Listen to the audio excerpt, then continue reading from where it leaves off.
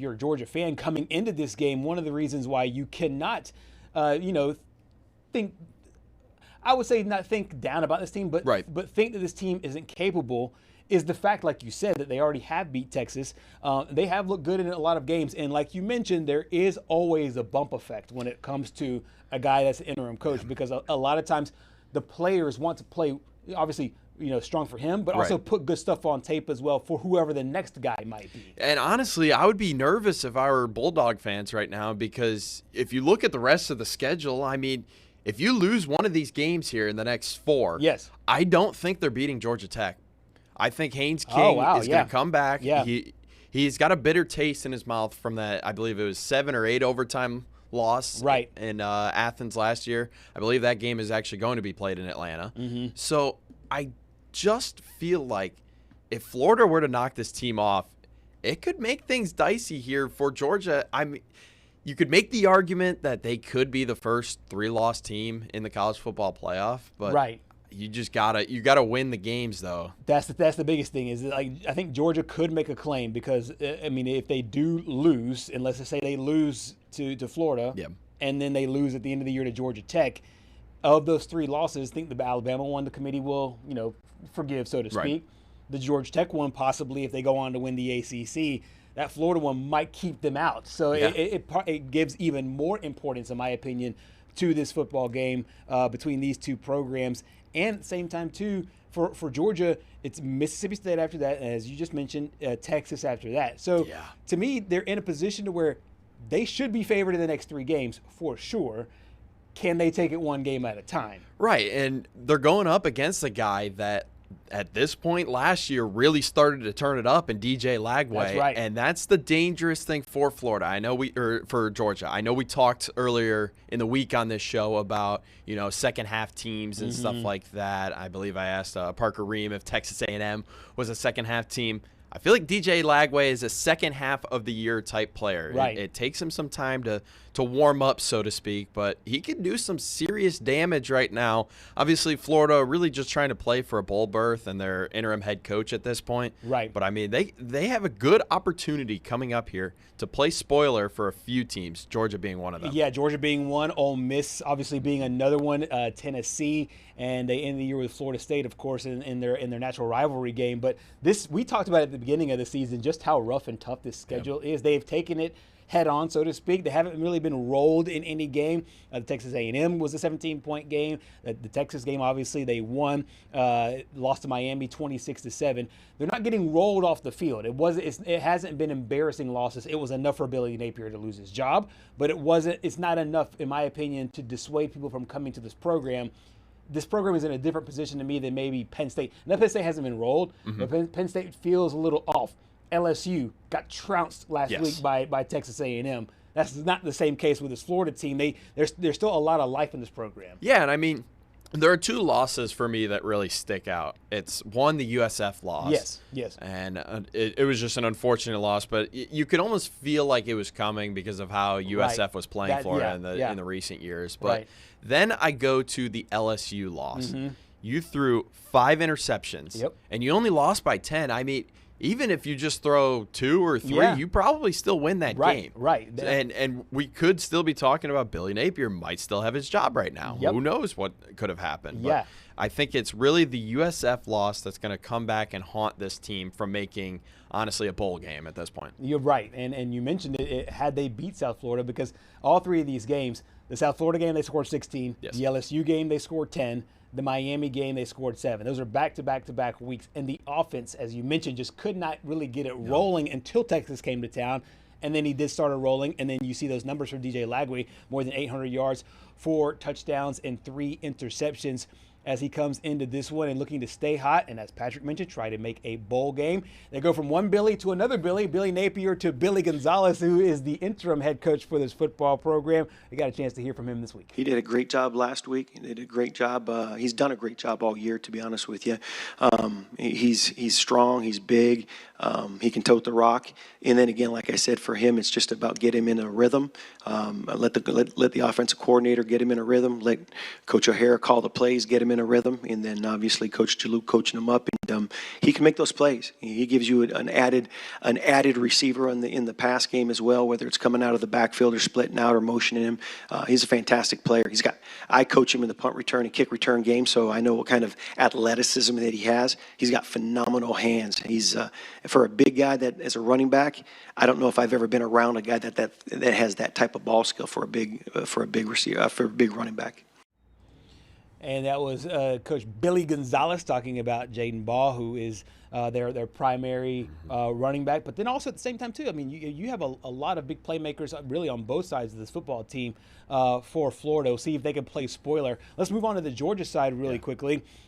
For this Georgia team, they find themselves in a really interesting situation. But in my opinion, of all the teams that are in the mix to lay claim to a spot in the college football playoff, to me, Georgia, if Georgia just plays like Georgia, they should win out. And like you said, the Georgia Tech game could get tricky towards the end.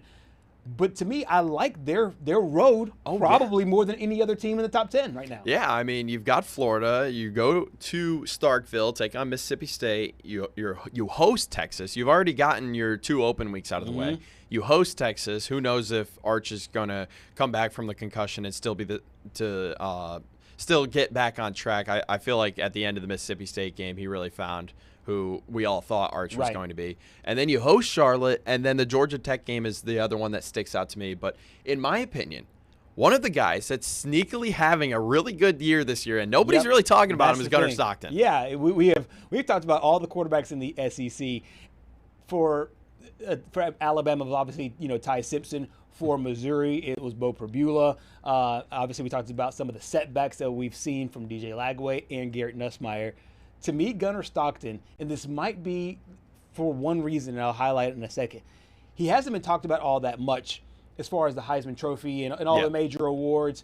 Steadily the MVP, though, in my opinion, of this football team because of the way he's able to lead. Right. But just like his personality, he's not a very rambunctious guy. He's not a very loud guy. He's a very calm, quiet, collected guy.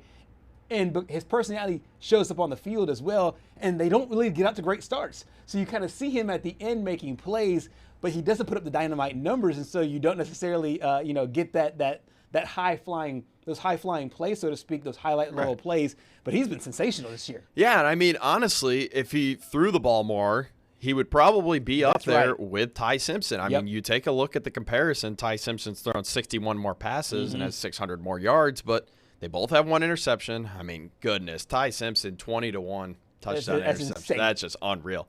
But Gunnar's better at throwing the ball or completing passes. He's better running the ball, 7 rush touchdowns. So, I mean, he's got 17 total touchdowns to 1 interception. I don't believe he's fumbled the ball too much, if at all. So, I mean, he's just sneakily, he's going to work. He's just doing his job. He's just trying to help this football team win. And I think, honestly, if the defense were able to get to the quarterback a little bit more often and be able to have these lower scoring games, I feel like we would talk about Gunnar a little bit more because Georgia would probably be winning these games by 20, 30 points. Right. And it feels like with Kirby Smart teams, it's almost like early Nick Saban where you don't necessarily have to have the quarterback be the explosive guy on the team because they're going to have a running game.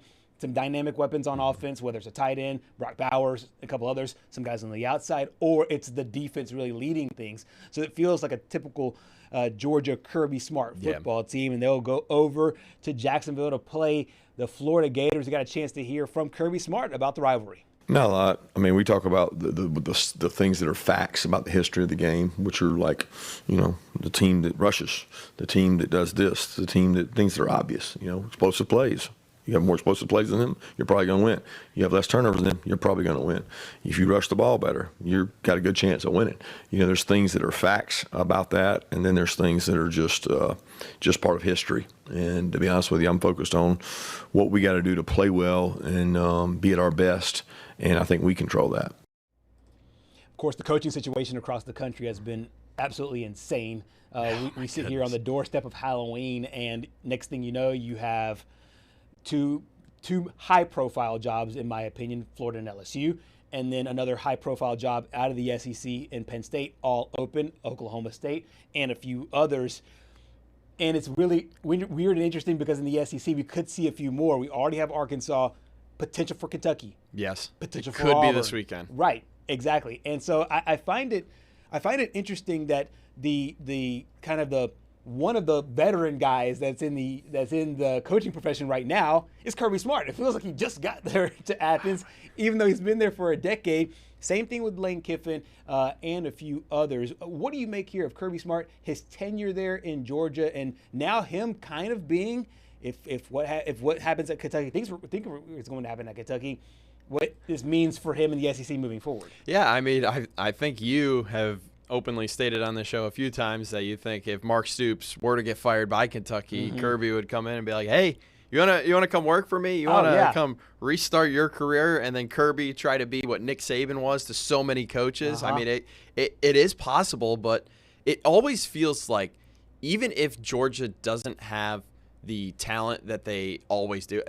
Coming into this year, everyone thought Georgia was going to be a down year for the Bulldogs. Yeah. I mean, you go to Gunnar Stockton, you didn't really see much of him. He played against Notre Dame. I honestly thought he played pretty well in that game against Notre Dame. But there were just so many question marks, especially on the D line, which we've seen how that has panned out this year. But it just always feels like whenever Kirby Smart is at the helm of a program, they're always in contention, even if they don't have the greatest talent. Yeah, and here lately, I mean, they've obviously had good talent, but now on the precipice of being able to be one of those teams that's on the upper echelon once again of college football. We got a chance to hear from Kirby Smart about LSU head coach Brian Kelly, former LSU head coach Brian Kelly's firing there. Here's his comments on the former Bayou Bengals head coach. I don't know. I mean, it's the world we live in. Everybody's got a voice. Everybody listens to somebody. A lot of, I don't know enough about that situation to be honest with you. That specific situation. I think you're asking a general view, but I don't know enough about what's going on over there. Got enough things to worry about in our own house, and that's what I focus on. It's obviously a tough situation on everybody. I mean, let's be honest. It's the players dealing with it, fans dealing with it, coaches dealing with it at this time in the middle of a season. I think there's so much built around the playoffs, and it's like everything's boom or bust, and you can't have a normal season. People got to make decisions earlier based on how somebody does, and I don't know enough about it. I know it's high expectations. I coached at LSU, and a guy once told me, he said, that office you're in, that's not your office. You're borrowing it. And I knew right then that if you didn't win, you wouldn't be there long. He definitely has the credentials. As you heard, he coached at LSU, and really interesting comment there at the end that you don't own that spot.